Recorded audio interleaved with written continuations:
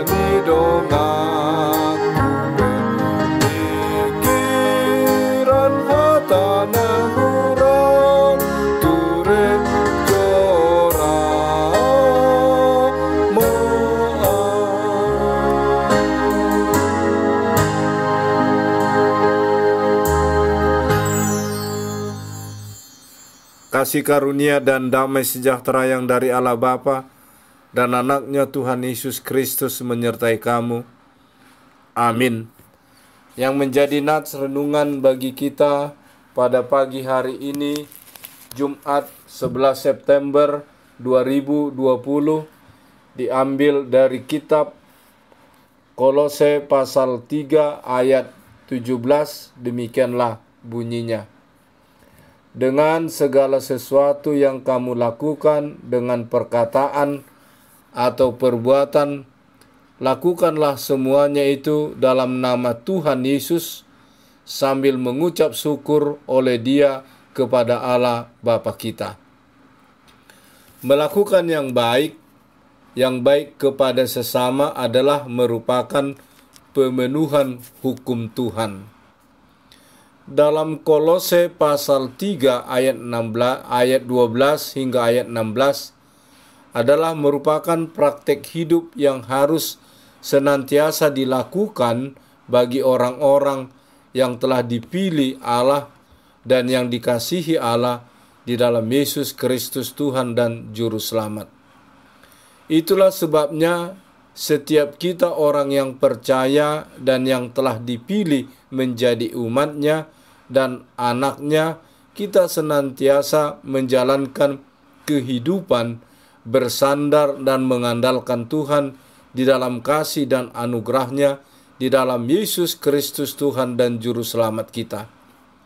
Apabila kita melakukan kebaikan dan dapat melakukan apa yang Tuhan kehendaki, kita harus mengucap syukur dan menyaksikan dan menyatakan itu bukan karena kuat kuasa dan kebaikan kita, tetapi itu semua karena kuasa dan kebaikan Tuhan di dalam Yesus Kristus, Tuhan yang Maha Pengasih dan Maha Penyayang itu.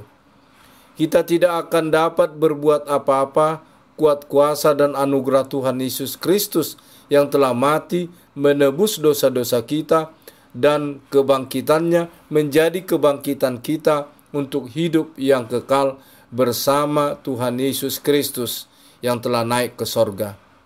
Dan segala sesuatu yang baik kita lakukan, hendaknya itu kita lakukan demi untuk kemuliaan nama Tuhan Yesus Kristus yang telah dianugerahkan Tuhan Allah datang ke dunia ini dan telah naik ke sorga, duduk di sebelah kanan Allah Bapa yang Maha Kuasa dan Maha Pengasih. Amin. Kita berdoa. Puji syukur kami ucapkan kehadirat-Mu Tuhan karena kasih setia-Mu yang senantiasa menyertai kami dari hari-hari yang lalu hingga pagi hari ini dan hingga hari ini.